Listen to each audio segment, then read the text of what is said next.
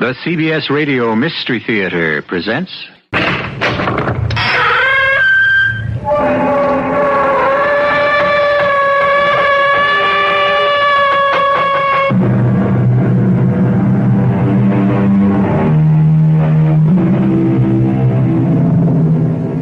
Come in. Welcome. I'm E.G. Marshall. Welcome to the universe of the uncanny, to the land from which no traveler returns, alive or sane. It can be reached so many ways, down trails of terror, along paths of peril, or, strangely enough, through bustling city streets. There are no markers that tell you when you cross the frontier of fear.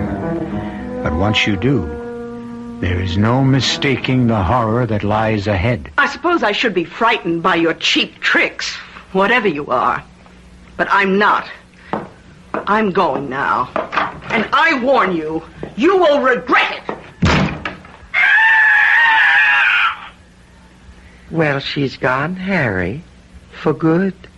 Gladys will never trouble us again. What happened? What did you do to her? Can't you guess, Harry? We eliminated her. We typed her into an early grave. You didn't have to go that far.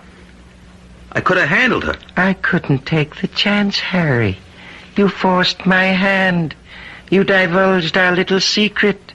And I'm not quite ready for that yet.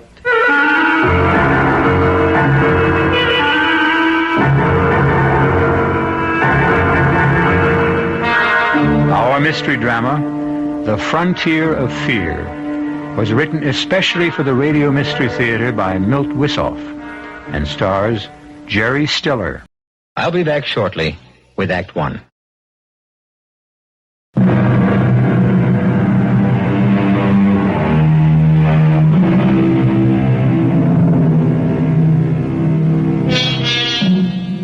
One expects to find terror in a haunted house or on the barren, wind-swept plains of the Aztec pyramids.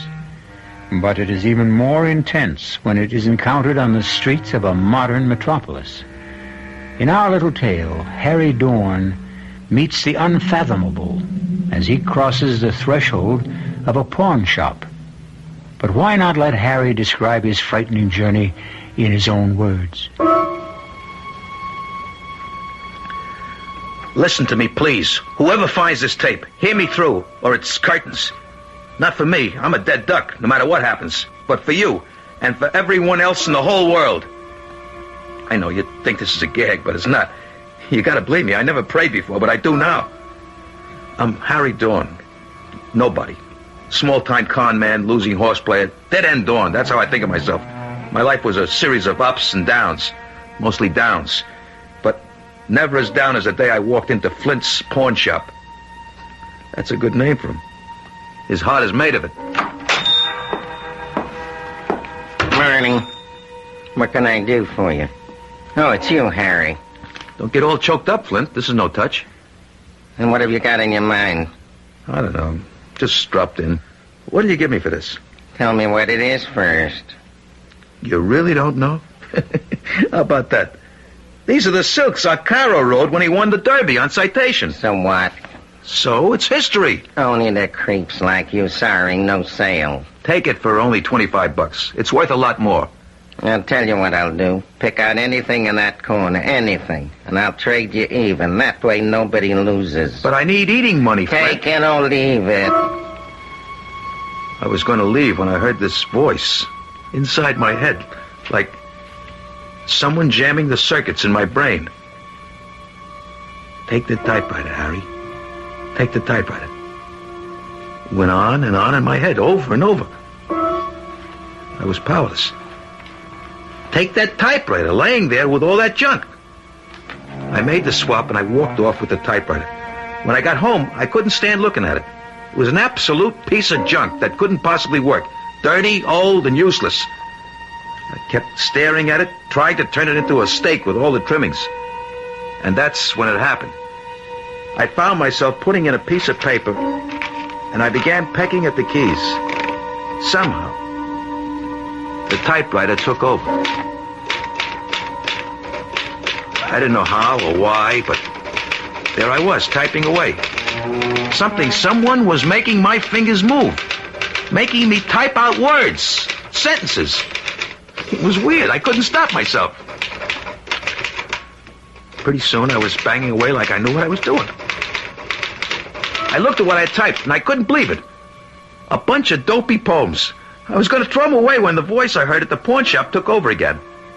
It planted an idea in my mind. Maybe what I had written was worth something. So I trotted the poems down to a song plugger I know, and he said I was in the wrong place. Take it to Gladys Morgan, a literary agent, he says. Maybe she might dig it. And she did. Mr. Dorn, I'm so delighted you could come. Oh, please have a seat. Now, I've got good news for you. Your book of poems is most enchanting. I'm glad you liked it. How much... Now, I know you'll be happy to hear that Merton Brothers will publish your poems.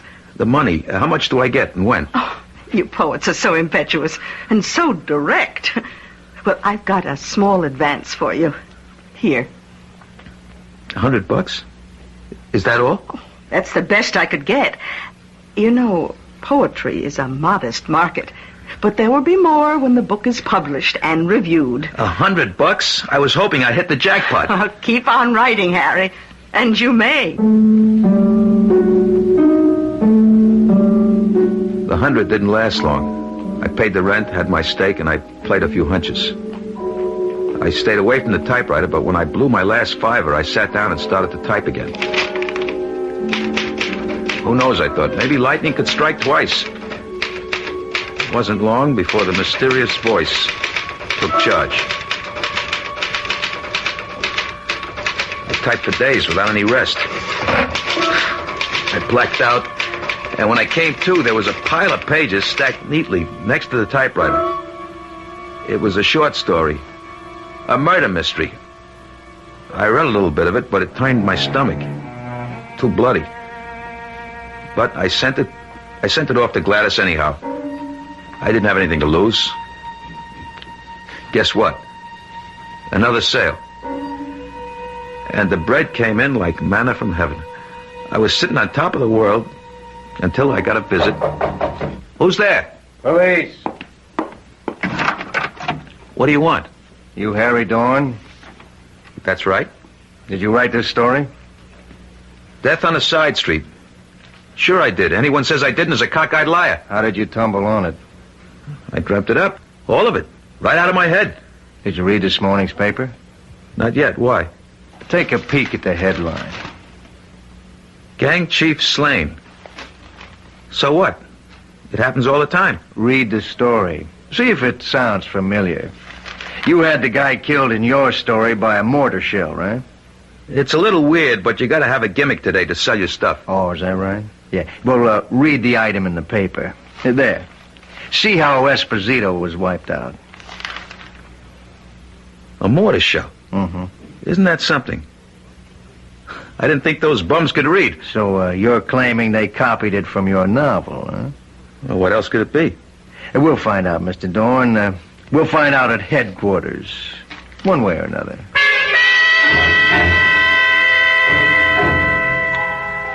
They dragged me down and worked me over for a couple hours, but they couldn't hold me. The lawyer Gladys hired had me sprung. I was pretty well shaken by the time I got home. I sacked out for about 24 hours, and then I went back to my usual routine. It didn't take long before I was in my usual condition, tapped out. My investments betrayed me, 6 straight losers on the NFL cards, and 2 days of dogs at Belmont. I had to get back to that infernal machine, the typewriter. This time I tried to do my own thing. I tried writing about an actual incident out of my own life. But it came out garbage. Even I could recognize it was trash. I crumpled sheet after sheet of paper. That's when I heard the voice for the first time. Right out of the guts of the typewriter. Really heard it right outside my own head. Get up, Dorn. Look at you. You're a miserable sight. Can't be. I'm just hearing things. A typewriter that talks. I must be going off my rocker. No, you're not. I exist, and what I say is real. Who are you? What are you? To start with, I am not a typewriter. I control it like I control you. You're both equally primitive mechanisms. Look, pal, I don't have to take that from you. No. Who were you kidding? I'm the best thing that ever happened to you. You were a petty chiseler when I found you. You found me? Of course, you fool. You didn't have any choice in the matter. Please, what do I call you? It doesn't matter. In my world, I'm known as... What is your equivalent? Gan. All right, Mr. Gan. Clue me in, will you? Just a little. Well, I can do things. I can read what you call the future. Or I can make things happen. Either way, I don't like it. Put your fingers on the keys.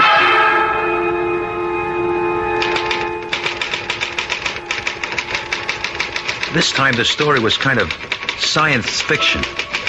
Crazy, weird. Then the ending really got to me. A tidal wave that sweeps across the ocean and wipes out an island in the Pacific, killing every living thing. I wanted to throw the damn thing into the garbage can, but I was flat. So I pedaled it, and sure enough, it came to pass. This is your 6 o'clock news. A spectacular tidal wave inundated the tiny island of Kunjera in the Pacific Ocean, killing more than 100,000 people. All those lives washed away because I had a gambling habit. I felt guilty as hell, and I made up my mind to get rid of the typewriter. And Mr. Gann. What do you think you're doing, Harry? I'm getting rid of you, once and for all. I can't go on helping you slaughter people. I got a conscience, man. What's that? You really don't know, do you? Why should I? I'm not human, you know. What is this conscience? It's hard to explain. Let me see. You know, there's a good and a bad. Like, you don't squeal, or welch on a bet, or put down a friend. Well, the worst thing you can do is to kill somebody. That's when you feel rotten. That's your conscience working. But you people take life all the time. You eat other organisms. That's different. I'm talking about human life. And you keep slaughtering each other day after day. We get punished for that. Not all the time. I could see I was getting nowhere with Mr. Gunn. I was in the grip of a force way beyond me. I started to type again. Don't ask me why, I couldn't help myself. Suddenly, I heard this rapping at the door. I kept quiet, hoping whoever it was would go away, but they didn't. I could hear the plastic card slipped in between the door and the lock, and then the door swung open. Hello, Harry. You didn't answer, so I tried the door, and it was open. You mean you jimmied it open, Pete? That wasn't nice. It's not nice to keep your friends waiting, especially friends who have been so patient with you. If it's the money I owe. That's exactly what it is, money. When you gonna get the scratch up? I'm expecting it any minute. I'll drop it by in the morning. No way. The boss wants the bread now. Well, look, just hang on for a minute, will you? I want to finish something I was typing. I ain't got much time. Hey, what's that you're writing? Your farewell address? Huh? No, it says the door opens and a messenger delivers a package containing $500. Yeah, and I'm Cinderella. How do you like that, pal? Hey, will you stop it, will you, Pete? Just a few more minutes. Rabbit messenger. Here. Thanks. I'll take that. Here, here's something for you, kid. Well, I'll be 500, all right. I'll take what you owe, Harry. So long, pal, and thanks for saving both of us a lot of trouble. That was close, Harry. Too darn close. Why did you wait so long? To teach you a lesson.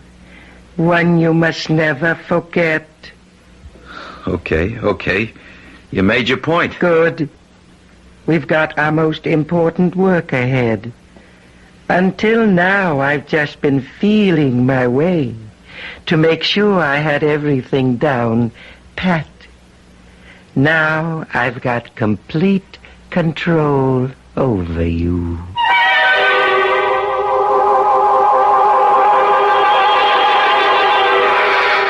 The strange voice that comes to Harry through the ether, or is it inside his head, has displayed its awesome powers.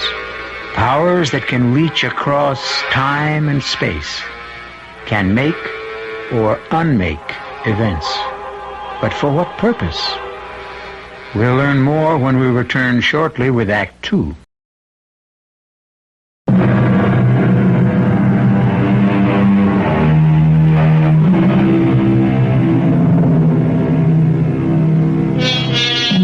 In this age of computers, we're accustomed to machines that can work wonders. Have you ever thought of the day when we'll come up with a machine that can go far beyond the capabilities of the computer? One that can instead reverse the process and program man for, well, let's find out what Mr. Gahn intends for Harry Dorn. The next few weeks were kind of peaceful. Like Mr. Gahn was going through a phase. He seemed to be preparing for some big event. He had me lug in all kinds of books from the library, and I kept typing this stuff, word for word. He had me copying the Department of Defense budget, line for line. I darn near wore out my fingers. After I'd been at it about 10 straight hours, I felt I'd had it, right up to here. I stopped typing, and I started rubbing my fingers to restore the circulation. I haven't told you to stop. Look, pal, my fingers are numb, my nerves are frazzled, and I'm just plain pooped. I need rest. Whatever for? I guess you don't understand that, do you? Oh, well, if you must. But don't shut your eyes too long. Hold it. Why? Somebody knocks at your door at 1 a.m, you wait for them to go away. I'll bet it's them goons. Why should they pay you a visit? You've cleared your obligation to them, thanks to me. It's Gladys, Harry. Please open the door. I know it's late, but I must talk to you. Okay, just a minute. Oh, thank you. Now, why haven't I heard from you, Harry? I didn't have anything to say. I just wanted to know why you... Why I what? Why you've decided to leave me for another agent. But that's crazy. I never... Oh, don't play with me, Harry. I got your note. What are you talking about? What note? Oh, here, read for yourself. But I never wrote it. Oh, I get it. It's your doing, Mr. Gahn. You had me write it, and I sent it without reading it. Who are you talking to? Oh, poor Harry. You've been working too hard. It's not me. It's that typewriter. Gladys, I'm going to show you something that'll knock your hat off. You think I wrote them poems and all that other junk? Oh, I believe anything you say. Sure. Well, the truth is that the typewriter, or rather, Mr. Gahn, does all the brain work. Watch. Come closer, Gladys. Just watch what comes out. In the early hours of the morning, the city was asleep. Darkness blotted out the pressures and the torment of the day. Pretty classy. I never had any education, Gladys. I just sit there and punch the keys under his direction. It is true, Miss Morgan. Oh, what? This lame Rain would be hard put to write simple declarative sentences by himself, let alone this magnificent output. Who are you? What kind of trick is this? No trick, my dear. What Harry told you is absolutely correct. Oh, it's too bad, however. Too bad he insisted on telling you. What are you talking about? Type, Harry. Type until I tell you to stop.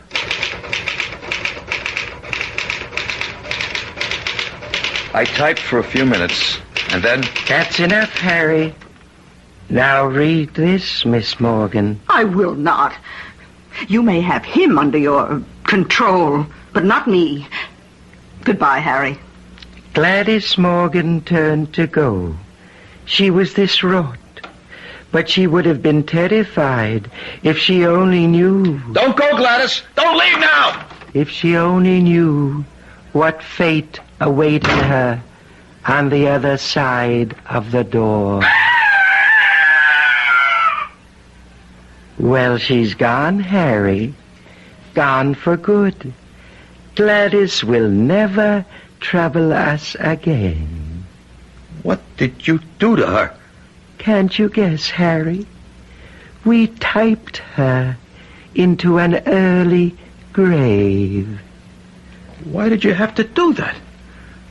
You forced my hand, Harry. You divulged our little secret. And I'm not quite ready for that yet. I fell asleep that morning just as the lights started to come up. I was exhausted. And when I awoke, I poked my head out of the door carefully, not knowing what I'd see. But the scene was the same as usual. The morning paper was waiting. No one had swiped it, even though it was late. It's not in there. What's not in there? How do you know what I'm looking for? If you want to know what happened to Gladys, just ask. Maybe I don't want to know. Maybe last night never happened. Is that you, Gladys? It's the police, Dawn. Open up. Were you expecting Gladys Morgan? Why not? She's my agent. When did you see her last? I don't know. Why? Is it important? Very important. We found her. Dead. Dead? How did it happen? I thought you might know. Me? How would I know? I haven't seen her for days. Okay, Dawn, get your clothes on. All right. I did see her last night, but only for a few minutes. She was okay when she walked out of that door. I think you better come along with me anyhow. Okay. I heard her scream after she left, but when I went out to see her, she was gone. Type, Harry, type. What was that? Who you got here? Nobody. I was just thinking out loud. Can I use the typewriter for a moment? I just got to put one thought down before I forget it. Okay, but hurry it up. The moment was tense, fraught with danger. Then suddenly the phone rang, cutting through the tension like a stiletto. It was news about the corpse. News that established beyond a doubt his innocence. Hello? Who? Yeah, he's here. It's for you, Lieutenant. Yeah, okay. Hello. Mm-hmm. You sure? A full confession? We gave the statement voluntarily, huh? Okay, I'll be down in about 15 minutes. I want to talk to him myself. Bad news, Lieutenant? Not for you. We got a lead on the suspect. Mrs. Morgan's ex-husband. He had motive and opportunity. A cab driver drove him near where we found her body. Then I'm in the clear. So far. But don't try to leave the city until I give you the word. Understand? I wouldn't think of it, Lieutenant. Now say thank you, Harry. Thanks for nothing. You got me into that mess. You owed it to me. I owe you nothing, Harry. Remember that at all times. Well, at least the law's off my back. You seem relieved. Sure, I'm relieved. I'm not in a pokey. You feel relieved, even though you know someone else will suffer for a crime he didn't commit. But I didn't do it either. Of course you didn't, but your information could clear him. What about your precious conscience? I don't want to get mixed up in murder. You mean if he takes the rap, as you would put it, then you're free and clear? Isn't that true? How did I ever get into this fix? Why did I ever walk into that stupid pawn shop? It wasn't a free choice, Harry. I picked you. For what? I asked you that before. What are you going to do with all that information that I've been typing? I've already told you, Harry. You'll be the first to know when the time comes.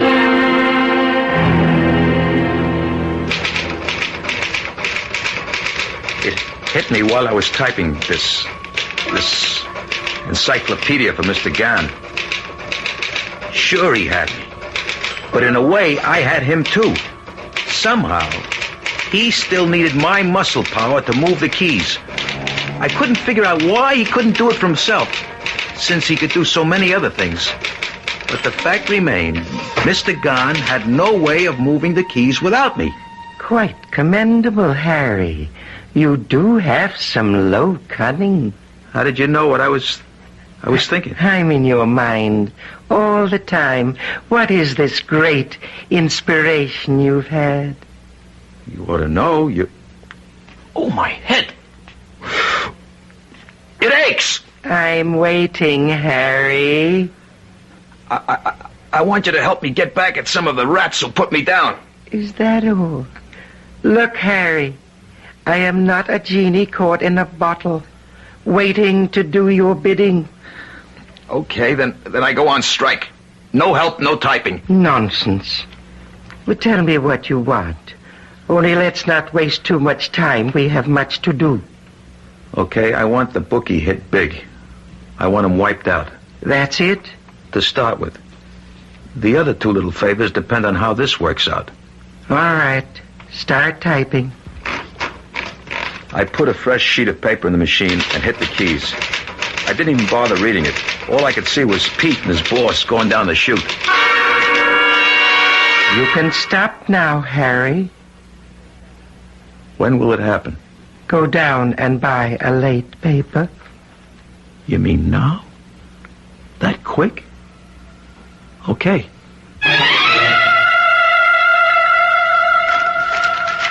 Turn to page 37, Harry. Column 2. Bookie found slain. Dead. Who asked you to? You did. I just wanted them cleaned out, not killed. I just set it in motion. Natural law took over after that. Let's not waste any more time. What are your other two favors? I don't know if I still want them. Not if they end this way. They don't have to. Tell me what you want, or back to the typewriter. Don't rush me. Let me think. Okay, here they are. I want my old man to retire. He's worked hard all his life, and I'd like to see him stop. His pension doesn't start for 3 years more. Make it due now. And the other favor? My sister, she's had it pretty tough. She and her husband are just making it. It's hard on the kids. I want her to come in to some bread, enough to make life easier for them. Done and done. Just hit the typewriter, Harry. All the time I was typing, I felt myself pulling back, trying to make my fingers stop. Somehow, some way, I knew what I was doing was wrong. Hello? Yeah, it's me. What's that? No, I can't believe it. A heart attack? How did it happen? Well, how's he doing now? I see. He'll pull through, but he'll never be able to work again? Yeah, I'll meet you at the hospital in about 15 minutes. Goodbye. You murderer! You can't do anything good if you tried! Why did you have to do that to my father? I just set the wheels in motion, Harry. I don't steer the vehicle. Call off the other favor. I don't want your help anymore for anything. It's too late, Harry. Read what you've typed. On the way home from work, George Masters was mugged in a subway passageway. He died of wounds received in the struggle. You swine, you! His wife was the sole beneficiary of a $100,000 life insurance policy. There you are, Harry. All taken care of. Now back to the typewriter, or I'll be forced to take care of you.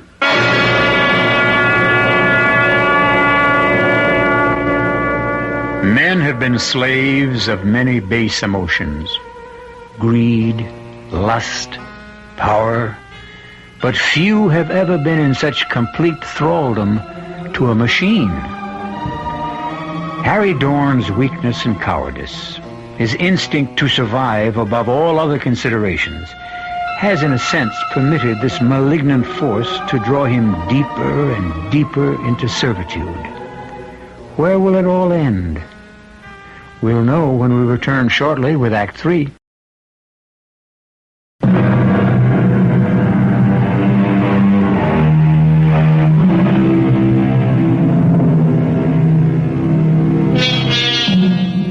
Man is such an imperfect vessel. He can sell or destroy anything he holds dear. His dreams, his love, his country, even his soul.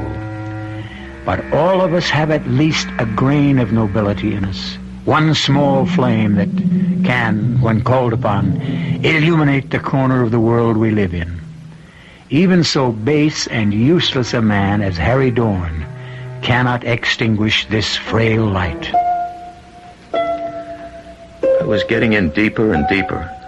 I was losing almost all control over myself, my actions. The worst of it was that I didn't know what Mr. Gahn was up to, but I knew somehow it would end in disaster. I think I've indulged you long enough. Sit down and start typing. Why should I? Because I ordered you to do so. Who cares about your... Oh, my head! Sit down, Harry. I can't. My head aches. How about that? It's gone. I feel great. Say, did you do that? Of course. Now will you sit down? I can reward or punish you. That's the free choice you have. Type or suffer. What would you do? Take the carrot instead of the stick? Well, that's what I did too. So, I started to type. And this time, it was for keeps. No poems or novels, but some kind of crazy technical thing. Pages and pages and pages. I worked day and night, hardly stopping for food or rest. I kept at it until I blacked out. And when I awoke, I was sitting at the table, my head on the typewriter. It's about time you woke up. You certainly are a strange mechanism. You suffer things like fatigue, hunger. Every machine needs rest, lubrication. I need something to eat and a beer. All right. But get back as soon as you can. Sure. But what do I use for dough? Money. I need it to buy things. Type me a few winners. Type you what? A few winners. Give me the results of today's races now. Now bet them. That will give me the money I need. Okay. Sit down. I typed the results of the 5th and 6th races at Aqueduct. Blood money 5-1 and fate 8-1.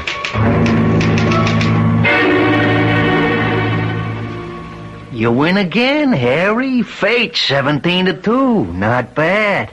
Who tipped you? I can't divulge my source, but just remember, this is only the beginning. Sure, Harry, sure. I dig, yeah. I'll be back tomorrow for more action. Anytime, kid. You're hot.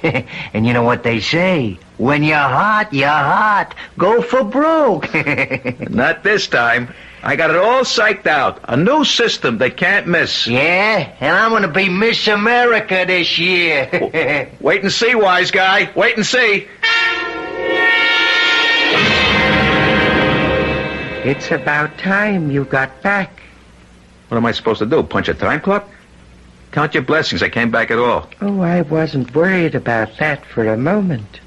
Now, shall we do a little work? Why not?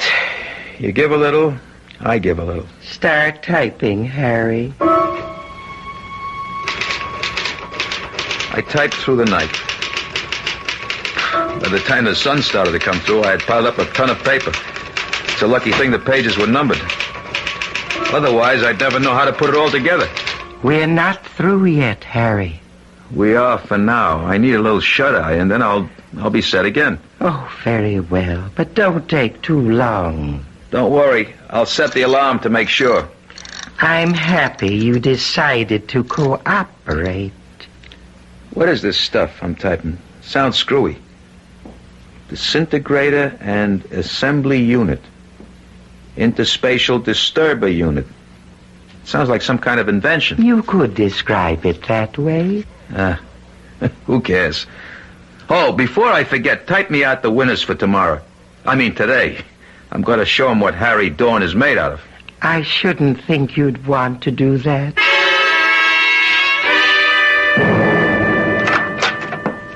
Mr. Gunn, you here? Yes, Harry, still here. Guess what? The card, we swept it. Daily double, 4 exactas and a triple. I had to move around to several bookies before the day was over. They couldn't handle it all. Did you get it? Not all of it. They're going to deliver the rest in a few days. I'm riding high.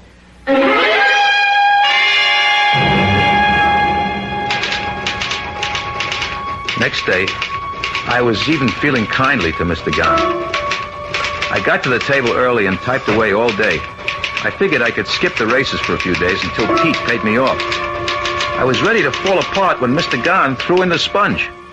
That's it, Harry. Don't tell me you're tired. Certainly not. I don't even know what the concept means. It's just that this phase of the operation is over. Great. Now I can ball it up. Is there anything else I can do for you before I hit the town? As a matter of fact, there is. Just type up a few labels. Sure. It's the least I can do. Then assemble the copies of the manuscript and mail them out. Consider it done. Now, let me have the label copy. USSR, People's Republic of China, France, UAR. What the hell is this all about? Agents in all those countries? Yes, Harry. Agents of destruction. What are you talking about? I told you you'd be the first one to know. Know what? Do you remember all the reference material you typed? How can I forget? That was for evaluation purposes. I don't get it. We were evaluating whether your species should continue or whether you represented a menace to the galaxy. And how do we make out? Badly. The decision was to eliminate you. You can't do that. Oh, we're not going to do that. You are going to do that yourselves. You see, the manuscript you typed is a scientific textbook for weapons beyond your small scientific store of knowledge. Each one has the capacity to destroy every living thing on this planet. By distributing it to nations on every continent, we will hasten your demise. But suppose they decide that the weapons are too heavy to use. You might be leading us to permanent peace. That's possible, but hardly likely. Either way, we win. If you can make peace among yourselves, then we will win anyhow. It's all a pipe dream. I just won't mail them. I am prepared for that reaction, too. I'll just have to write you off, Harry. I've got more than one string to my bow, thanks to you. Wait and see what happens. Who's there? It's me, Harry. I got the money you won. Come in, Pete. It's about time. I've been waiting for the dough. Give it to me. Here it is, kid. 3 big ones. So long, Harry. I hated to do that, but it was you or me, and I like me better. You haven't won yet, Mr. Gunn? Who are you talking to? Get out now, Pete. While you can. Please pay attention. What's going on? Who is that? I'm getting out of here. There is $1,000 underneath the envelopes on the end table. Mail the envelopes and the money is yours. What? There will be another $1,000 waiting for you when you return with the postal receipts. A grand? Just for lugging these to the post office? Sounds screwy, but hey, the dough is real enough. Hey, did this ain't no gag? What am I doing? Talking to the air? Well, if there's anybody here, just get the other 1,000 ready. Yeah, I'll be back. What have I got to lose?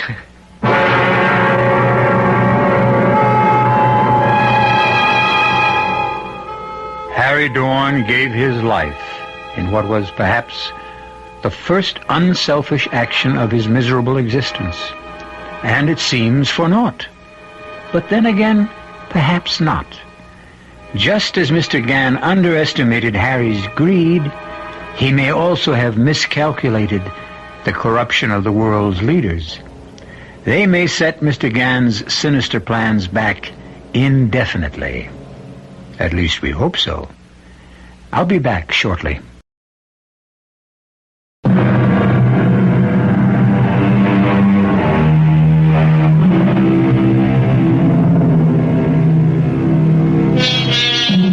And so we close our tale of terror. The path that took Harry Dorn across the frontier of fear was a costly one for him. He paid for his moment of greed with his life. But in the final analysis, Harry was only a straw in the wind. His entrances and exits are over.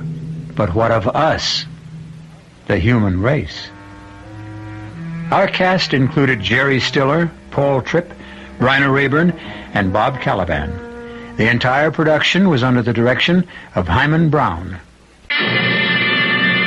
Now, a preview of our next tale. If you feel you can't, well, you can't. But as I said, you're in no real danger now, and you won't be until he brings up that little matter of insurance. Jane, you can do it. You must. All right. Good girl. Now, one thing more. Yes? He doesn't remain long in one place. He kills and runs, you might say. Now, he'll probably suggest leaving Detroit and going somewhere else. If he does, and we're positive he will, go along with him. Don't cross him. Don't ever cross him. One false move could mean sudden death, Jane. Sudden and agonizing death. This is E.G. Marshall inviting you to return to our Mystery Theater for another adventure in the macabre. Until next time, pleasant dreams.